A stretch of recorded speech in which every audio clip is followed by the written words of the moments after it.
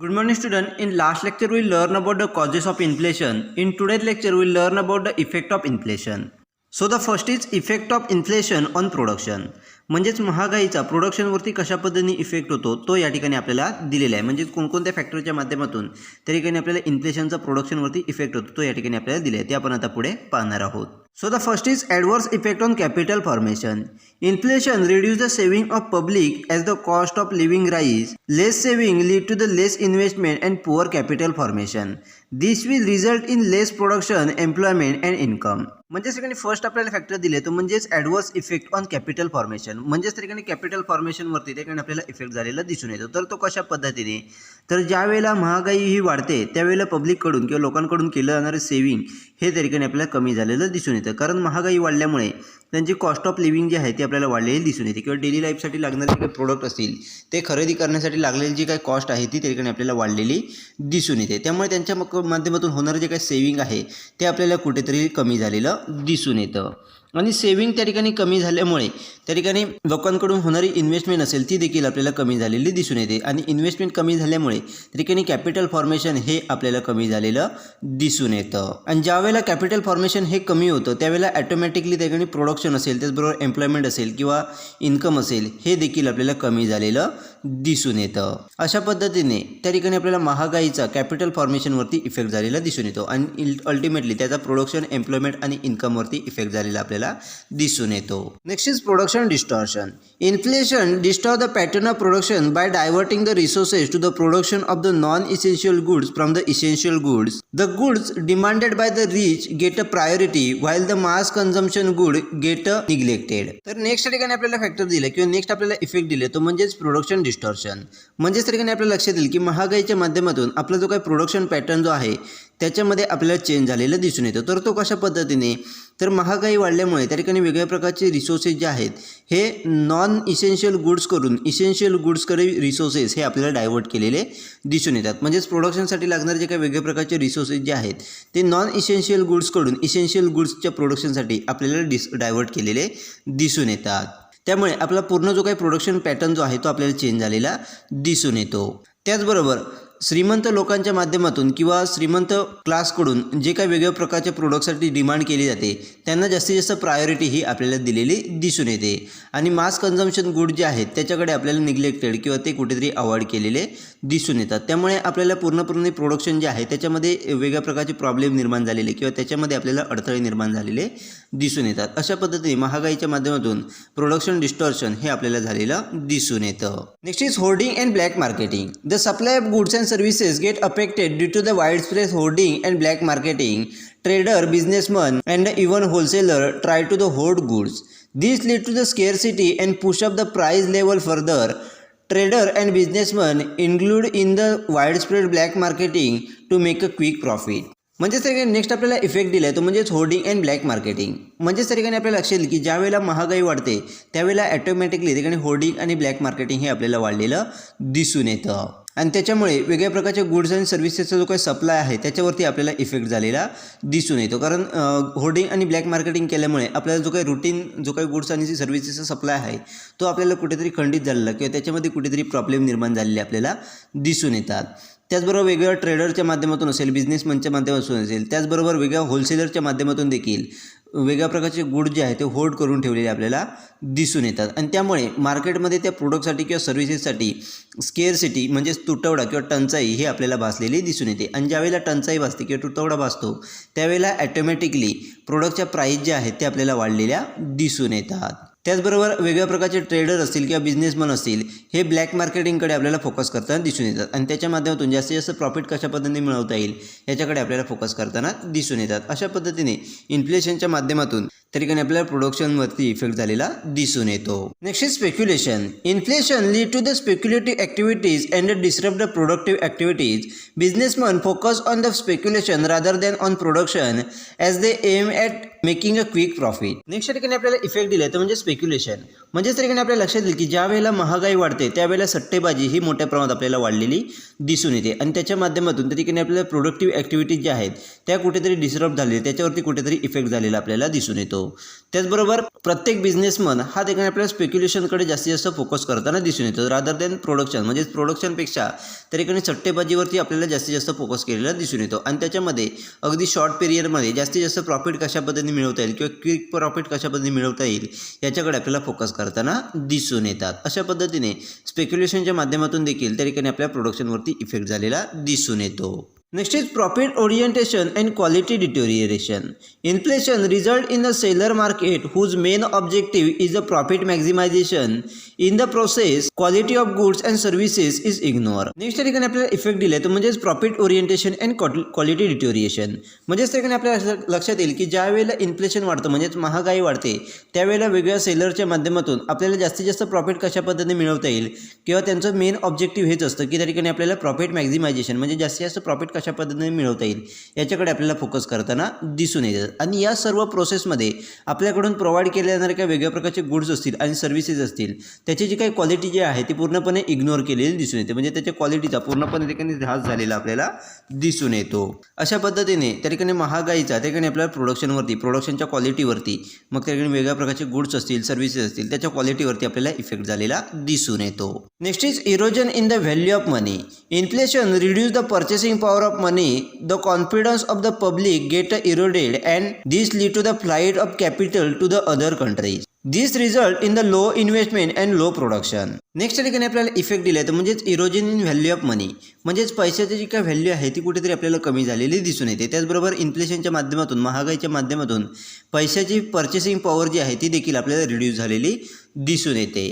त्याचबरोबर वेगळ्या प्रकारचे जे काही इन्व्हेस्टर असतील किंवा पब्लिक असेल त्यांचा आपल्या मार्केटबद्दल किंवा आपल्या कंपनीबद्दल जो काही कॉन्फिडन्स होता तो आपल्याला कुठेतरी कमी झालेला दिसून येतो आणि त्याच्या माध्यमातून जे कोणी इन्व्हेस्टर असतील किंवा पब्लिक असतील हे त्याकडे आपल्याला इतर कंट्रीजमध्ये जास्तीत जास्त कॅपिटल हे इन्व्हेस्ट करताना आपल्याला दिसून येतात आणि त्यामुळे आपल्या कंट्रीमध्ये त्या ठिकाणी लो इन्व्हेस्टमेंट आपल्याला झालेली दिसून येते आणि लो इन्व्हेस्टमेंट झाल्यामुळे त्या ठिकाणी आपल्या प्रोडक्शन देखील लो झालेलं दिसून येतं. अशा पद्धतीने व्हॅल्यू ऑफ मनी जी आहे ती कुठेतरी आपल्याला कमी झालेली दिसून येते. अशा पद्धतीचे महागाईचे ठिकाणी आपल्याला प्रोडक्शनवरती इफेक्ट झालेले दिसून येतात. Next is effect of inflation on distribution of income and wealth. म्हणजे इन्कमच्या डिस्ट्रीब्युशनवरती आणि वेल्थवरती महागाईचे कशा पद्धतीने इफेक्ट झाले त्या ठिकाणी आपल्याला दिले ते आपण आता पुढे पाहणार आहोत. Inflation affect different sections of the society differently. It is generally said to the distributing income in the favour of rich people at the expenses of the poor. Cost of productions of the good tend to the increase during the inflation. However, price will be the rise more than the rise in the cost of inflation, ensuring the higher profit of the businessman. During inflation, trader, businessman and the speculator gain a maximum. Windfall gain across to the flexible income group. The worst affected section during the inflation is the fixed income group. Wage earner, pensioner and those live on the fixed saving constitute the fixed income group. Their real income will be declined due to the inflationary spiral in the economy. Through the trade union, laborers try to get a higher wages to protect themselves against the inflation. This lead to the cost push inflation, further enduring the purchasing power of the people. Pensioner and unorganized laborer suffer the severely during the inflation. म्हणजेच त्या ठिकाणी आपल्याला लक्षात येईल की inflation महागाई ही प्रत्येक सोसायटीवरती वेगळ्या पद्धतीने त्या ठिकाणी आपल्याला अफेक्ट करताना दिसून येते. म्हणजेच वेगवेगळ्या सेक्शननुसार त्या ठिकाणी आपल्याला वेगळ्या पद्धतीने त्या ठिकाणी आपल्याला अफेक्ट करताना दिसून येते. त्याचबरोबर असं म्हटलं जातं की महागाईच्या माध्यमातून गरीब लोकांचं जे काही एक्सपेन्सेस असतील त्याच्यानुसार त्या ठिकाणी श्रीमंत लोकांच्या हिताचं त्या ठिकाणी आपल्याला उत्पन्न जे आहे हे रिडिस्ट्रीब्यूट केलेलं आपल्याला दिसून येतं. म्हणजेच आपल्याला लक्षात येईल की पुअर लोकांचं गरीब लोकांचं जे काही एक्सपेन्सेस असतील त्याच्या माध्यमातून त्या ठिकाणी आपल्या श्रीमंत लोकांच्या हिताचे त्या ठिकाणी आपल्याला उत्पन्न जे आहे हे पुनर्वितरित केलेलं आपल्याला रिडिस्ट्रीब्यूट केलेलं आपल्याला दिसून येतं. त्याचबरोबर ज्यावेळेला महागाई वाढते इन्फ्लेशन हे होतं त्यावेळेला कॉस्ट ऑफ प्रोडक्शन जे आहे हे त्या ठिकाणी आपल्याला वाढलेलं दिसून येतं. म्हणजेच वेगवेगळ्या प्रकारचे गुड्स अँड सर्व्हिसेसच्या लागणारे जे काही प्रोडक्शनची कॉस्ट आहे ही त्या ठिकाणी आपल्याला वाढलेली दिसून येते. आणि ज्यावेळेला कॉस्ट ऑफ प्रोडक्शन वाढते त्यावेळेला ॲटोमॅटिकली प्रत्येक बिझनेसमनचं प्रॉफिट जो आहे तो देखील आपल्याला वाढलेला दिसून येतो. त्याचबरोबर महागाईच्या काळामध्ये प्रत्येक ट्रेडरला त्याचबरोबर बिझनेसमन असेल किंवा स्पेक्युलेटर असतील म्हणजे सट्टाबाज करणारे जे कोणी सट्टेबाज असतील ते जास्तीत जास्त आपल्याला प्रॉफिट हा ठिकाणी कमवताना दिसून येतात. आणि याच्या माध्यमातून जे लोक हे फ्लेक्झिबल इन्कम ग्रुपमधील असतील म्हणजे ज्यांचं इन्कम हे ठिकाणी आपल्याला फ्लेक्झिबल आहे त्यांच्यासाठी एक मोठा घबाड त्या ठिकाणी आपल्याला ओपन झालेलं दिसून येतं किंवा त्यांच्यासाठी एक मोठा आर्थिक लाभ हा ठिकाणी आपल्याला महागाईच्या माध्यमातून झालेला दिसून येतो. परंतु फिक्स इन्कम ग्रुपमधील लोकांवरती त्याचा वर्स्ट इफेक्ट म्हणजे चुकीचा इफेक्ट किंवा वाईट इफेक्ट त्या ठिकाणी आपल्याला झालेला दिसून येतो. मग फिक्स इन्कम ग्रुपमधील लोक कोणती तर ती डेली वेजेसवरती काम करणारी लोक असतील, त्याचबरोबर पेन्शनर असतील, त्याचबरोबर फिक्स सेव्हिंगच्या माध्यमातून आपलं जीवन जगवणारी जी कोणी व्यक्ती असतील त्यांच्यावरती त्या ठिकाणी आपल्याला इन्फ्लेशनचा वाईट इफेक्ट त्या ठिकाणी आपल्याला झालेला दिसून येतो. कारण त्यांचं जे काही रिअल इन्कम जे आहे हे त्या ठिकाणी कुठेतरी आपल्याला कमी झालेलं दिसून येतं. म्हणजेच इकॉनॉमीमध्ये महागाई वाढल्यामुळे त्यांचं रिअल इन्कम जे आहे किंवा त्याची व्हॅल्यू जी आहे ती कुठेतरी आपल्याला कमी झालेली दिसून येते. तर ट्रेडर युनियनच्या माध्यमातून त्या ठिकाणी जे कोणी लेबर्स असतील हे आपल्याला महागाईमध्ये प्रोटेक्शन मिळवण्यासाठी आपलं जे काही वेजेस आहे म्हणजे आपले जे काही वेतन आहे ते कशा पद्धतीने वाढवता येईल याच्याकडे आपल्याला फोकस करताना दिसून येतात. आणि त्याच्या माध्यमातून त्या ठिकाणी आपल्याला कॅशपुश इन्फ्लेशन हे त्या ठिकाणी आपल्याला वाढलेलं दिसून येतं. आणि ते कॅशपुश इन्फ्लेशन झाल्याच्या नंतर ठराविक काळानंतर त्या ठिकाणी आपल्याला परत पर्चेसिंग पॉवर ही लोकांची आपल्याला वाढलेली दिसून येते. परंतु जे कोणी पेन्शनर असतील किंवा अनऑर्गनाइज लेबर असतील त्यांच्यावरती इन्फ्लेशनचा मोठ्या प्रमाणात आपल्याला इफेक्ट झालेला दिसून येतो. अशा पद्धतीने त्या ठिकाणी आपल्याला महागाईचा लोकांच्या इन्कमवरती त्याचबरोबर वेल्थवरती आपल्याला इफेक्ट झालेला दिसून येतो. Inflation affect debtor and creditor differently. Debtor benefit during the inflation due to the fall in the value of money when they pay back their loan. During the period of inflation in the real term, they will be paying a less. The creditor on other hand lost during the inflation as they receive a money when the value of money is less. तर या ठिकाणी आपल्याला सांगितलं की inflation म्हणजेच महागाईचे debtor आणि creditor यांच्यावरती ठिकाणी आपल्याला वेगळ्या पद्धतीने इफेक्ट झालेले दिसून येतात. तर ते कशा पद्धतीने तर महागाई जी आहे ही डेबिटरसाठी बेनिफिशियल असलेली आपल्याला दिसून येते. म्हणजेच महागाईचे डेबिटरला ठिकाणी आपल्याला बेनिफिट झालेले दिसून येतात. तर ते कशा पद्धतीने तर ज्यावेळेला एखादा डेबिटर हा ठिकाणी लोनचं रिपेमेंट करत असतो किंवा त्याचा पेबॅक करत असतो त्यावेळेला त्याच्या मनीची व्हॅल्यू ही त्या ठिकाणी करंट व्हॅल्यूपेक्षा आपल्याला कमी असलेली दिसून येते. म्हणजे ज्यावेळेला त्याने लोन घेतलेलं होतं त्यावेळेला पैशाची काय व्हॅल्यू होती आणि तो लोन रिपे करतोय त्यावेळेला पैशाची व्हॅल्यू असलेली व्हॅल्यू ही त्या ठिकाणी आपल्याला कमी असलेली दिसून येते. त्यामुळे रिअल टर्मनुसार जर बघितलं तर इन्फ्लेशन पिरियड वेळेला ज्यावेळेला डेप्टर हे लोन पे करत असतात त्यावेळेला लेस पेमेंट हे आपल्याला केलेलं दिसून येतं. परंतु क्रेडिटर साईडच्या माध्यमातून विचार केला तर आपल्याला लक्षात येईल की इन्फ्लेशन म्हणजेच महागाई ही डेबिटरसाठी आपल्याला लॉस असलेली दिसून येते किंवा त्याचा बेनिफिट हा ठिकाणी आपल्याला क्रेडिटरला असलेला दिसून येत नाही. कारण ज्यावेळेला क्रेडिटर हा ठिकाणी लोन देत असतो त्यावेळेला व्हॅल्यू ऑफ मनी जी आहे ही जास्त असलेली दिसून येते आणि त्याचं रिपेमेंट ज्यावेळेला होत असतं किंवा त्याचा मनी हा परत रिटर्न मिळत असतो त्यावेळेला व्हॅल्यू ऑफ मनी ही त्या ठिकाणी आपल्याला कमी असलेली दिसून येते. त्यामुळे त्याचा कुठेतरी प्रॉफिट जो आहे किंवा त्याला कमी पैसे हे मिळालेले आपल्याला दिसून येतात. अशा पद्धतीने डेबिटर आणि क्रेडिटर यांच्यावरती आपल्याला इन्फ्लेशनचा वेगळ्या पद्धतीने इफेक्ट झालेला दिसून येतो. Investor also affect by inflation. Those who invest in share are bound reap a good return due to the increase in profit of the company. On the other hand those who invest in asset yielding a fixed return like a debenture, fixed deposit, etc. will be adversely affected. म्हणजेच त्या ठिकाणी आपल्या लक्षात येईल की इन्व्हेस्टरवरती देखील त्या ठिकाणी इन्फ्लेशनचा इफेक्ट आपल्याला महागाईचा इफेक्ट झालेला दिसून येतो. तर तो कशा पद्धतीने तर ज्या व्यक्ती त्या ठिकाणी आपल्या शेअर्समध्ये त्या ठिकाणी इन्व्हेस्टमेंट करत असतात त्यांना महागाईच्या काळामध्ये मोठ्या प्रमाणात आपल्याला रिटर्न मिळालेले दिसून येतात. कारण ज्यावेळेला महागाई वाढते त्यावेळेला कंपनीचा प्रॉफिट देखील आपल्याला वाढलेला दिसून येतो आणि त्याच्या माध्यमातून चांगल्या पद्धतीचे रिटर्न हे त्यांना आपल्याला मिळालेले दिसून येतात. परंतु दुसऱ्या बाजूने आपण विचार केला तर जे फिक्स रिटर्न मिळणाऱ्या असेटमध्ये इन्व्हेस्ट करत असतात मग त्याकडे डिबेंचर असतील किंवा फिक्स डिपॉझिट असेल यासारख्या असेटमध्ये ज्यावेळेला इन्व्हेस्टमेंट करतात त्यावेळेला इन्फ्लेशनच्या माध्यमातून त्यांना चुकीचा इफेक्ट किंवा ॲडव्हर्सली अफेक्ट त्याकडे आपल्याला झालेला दिसून येतो. म्हणजेच त्याकडे रिटर्न हे त्याकडे आपल्याला कमी मिळालेले दिसून येतात. अशा पद्धतीने इन्व्हेस्टरवरती देखील आपल्याला महागाईचा इफेक्ट झालेला दिसून येतो. Farmer benefit during the inflation. The rise in the price of farmer product enable the farmer to get a higher level of income. Through the cost of production increase price rise at a faster rate insuring the greater profit for the farm community. Generally these benefit go to the rich farmer rather than the poor farmer. तर next ठिकाणी आपल्याला लक्षात येईल की inflation म्हणजेच महागाईचा शेतकऱ्यांना देखील आपल्याला फायदा झालेला दिसून येतो. तर तो कशा पद्धतीने, तर ज्या वेळेला इन्फ्लेशन वाढतं म्हणजेच महागाई वाढते त्यावेळेला फार्म प्रोडक्टची प्राइस देखील आपल्याला वाढलेली दिसून येते आणि त्याच्यामुळे शेतकऱ्यांना जास्तीत जास्त इन्कम हे देखील आपल्याला मिळालेलं दिसून येतं. त्याचबरोबर कॉस्ट ऑफ प्रोडक्शन ही वाढल्यामुळे त्या ठिकाणी प्रोडक्टची प्राइस जी आहे ती देखील आपल्याला फास्टर रेटने ठिकाणी आपल्याला वाढलेली दिसून येते. त्यामुळे फार्म कम्युनिटीमधील लोक जे आहेत त्यांना चांगल्या पद्धतीचा प्रॉफिट हा त्या ठिकाणी आपल्याला झालेला दिसून येतो. परंतु जनरली जर आपण बघितलं तर हा जो प्रॉफिट जो आहे किंवा हा बेनिफिट जो आहे हा मोठ्या किंवा रिच जे कोणी श्रीमंत शेतकरी असतील त्या शेतकऱ्यांना झालेला दिसून येतो. पुअर शेतकऱ्यांना देखील त्या प्रमाणात बेनिफिट आपल्याला झालेला दिसून येत नाही. अशा पद्धतीने इन्फ्लेशनचा इफेक्ट हा फार्मरला देखील आपल्याला झालेला किंवा बेनिफिट हा फार्मरला देखील आपल्याला झालेला दिसून येतो. अशा पद्धतीने इन्फ्लेशन म्हणजेच महागाईचा ठिकाणी डिस्ट्रीब्युशन ऑफ इन्कम आणि वेल्थवरती आपल्याला इफेक्ट झालेला दिसून येतो.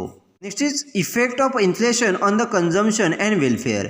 Inflation reduce the consumption of goods and services and affect the general welfare of the people. Higher price reduce the consumptions of the goods and lower the standard of living of the people. म्हणजे सगळे next आपल्याला effect दिला आहे म्हणजेच effect of inflation on consumption and welfare. म्हणजे सगळ्या लोकांचा consumption आणि वेलफेअरवरती इन्फ्लेशनचा कशा पद्धतीने इफेक्ट झाला ते या ठिकाणी आपल्याला दिलेलं आहे. तर त्या ठिकाणी आपल्याला लक्षात येईल की महागाई वाढल्यामुळे त्या ठिकाणी लोकांच्या माध्यमातून होणारे वेगळ्या प्रकारचे गुड्स अँड सर्व्हिसेसचं जे काही कन्झम्पशन आहे किंवा त्याचा वापर जो आहे हा त्या ठिकाणी आपल्याला कुठेतरी कमी झालेला दिसून येतो आणि त्याचा वापर कमी झाल्यामुळे लोकांचं जे काही वेलफेअर आहे त्याच्यावरती जनरल वेलफेअरवरती आपल्याला इफेक्ट झालेला दिसून येतो. म्हणजेच प्राईस वाढल्यामुळे त्या ठिकाणी वेगळ्या प्रकारचं गुड्सचं कन्झम्पशन हे ठिकाणी आपल्याला कमी झालेलं दिसून येतं आणि त्याच्या माध्यमातून लोकांचं स्टँडर्ड ऑफ लिव्हिंग जे आहे हे कुठेतरी आपल्याला कमी झालेलं दिसून येतं. अशा पद्धतीने महागाईचा लोकांचा कन्झम्पशन पॅटर्नवरती आणि वेलफेअरवरती आपल्याला इफेक्ट झालेला दिसून येतो. Next is social and political effect of inflation. Apart from the economic effect, inflation also creates a certain social and political effect. Inflation helps the richer become a richer and make a poor people poorer. Inequality wider leading to the social injunction. Inflation provides a lot of scope for the businessman and the trader to earn a quick profit. It gives a rise to the seller market, providing a ample scope to sell a substandard product at a higher price. Adulteration, black marketing and hoarding of the goods prevailing on the large scale.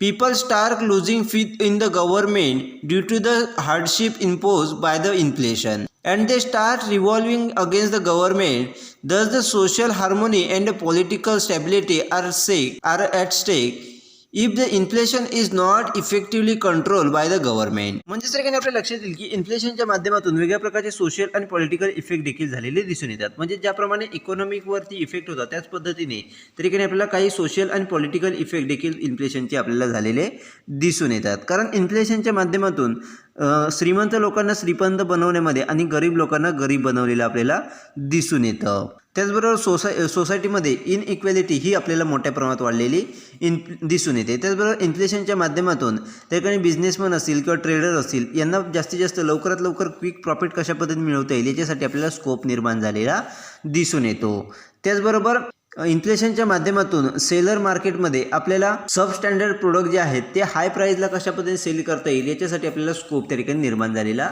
दिसून येतो. त्याचबरोबर ॲट्रेशनच्या माध्यमातून असेल, black मार्केटिंगच्या माध्यमातून असेल, त्याचबरोबर वेगळ्या प्रकारचे गुड्स अँड सर्व्हिसेसच्या होर्डिंगच्या माध्यमातून असेल, मोठ्या प्रमाणात महागाई ही वाढलेली दिसून येते आणि मोठ्या प्रमाणात गुड्स हे आपल्याला होल्ड करून ठेवलेले दिसून येतात आणि त्यामुळे प्रोडक्टची प्राईस ही मोठ्या प्रमाणात आपल्याला वाढलेली दिसून येते. आणि ज्यावेळेला महागाई वाढते त्यावेळेला लोकांच्या माध्यमातून गव्हर्नमेंटवरचे जे काही मिथ आहेत किंवा जे काही विश्वास आहे तो त्या ठिकाणी आपल्याला उडालेला दिसून येतो किंवा तो विश्वास कुठेतरी कमी झालेला दिसून येतो.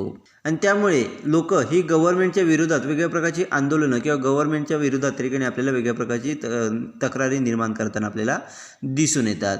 आणि जर समजा त्या ठिकाणी गव्हर्नमेंटने योग्य पद्धतीने त्या ठिकाणी कंट्रोल केलं नाही म्हणजेच महागाई जी आहे त्याच्यावरती योग्य पद्धतीने ॲक्शन घेऊन जर इन्फ्लेशन म्हणजेच महागाई ही इफेक्टिव्हली कंट्रोल केली नाही तर त्या ठिकाणी कंट्रीमध्ये असणारी जी काही पॉलिटिकल स्टॅबिलिटी असेल किंवा सोशल हार्मोनी जी आहे याच्यावरती मोठ्या प्रमाणात आपल्याला इफेक्ट झालेले दिसून येतात. अशा पद्धतीने महागाईचे आपल्याला सोसायटीवरती देखील इफेक्ट किंवा पॉलिटिकल फॅक्टरवरती देखील इफेक्ट झालेले दिसून येतात। अशा पद्धतीने वेगळ्या पद्धतीने त्या ठिकाणी महागाईचे आपल्याला इफेक्ट झालेले दिसून येतात। नेक्स्ट ठिकाणी आपल्याला दिले ते म्हणजेच मेजर्स टू कंट्रोल इन्फ्लेशन, म्हणजेच इन्फ्लेशन जे आहे ते आपण कशा पद्धतीने कंट्रोल करू शकतो त्यासाठी कोणकोणते मेजर्स आहेत ते या ठिकाणी आपल्याला दिलेले आहेत। म्हणजे कोणकोणते मेजर्स आहेत ते आपण आता नेक्स्ट लेक्चरमध्ये पाहणार आहोत।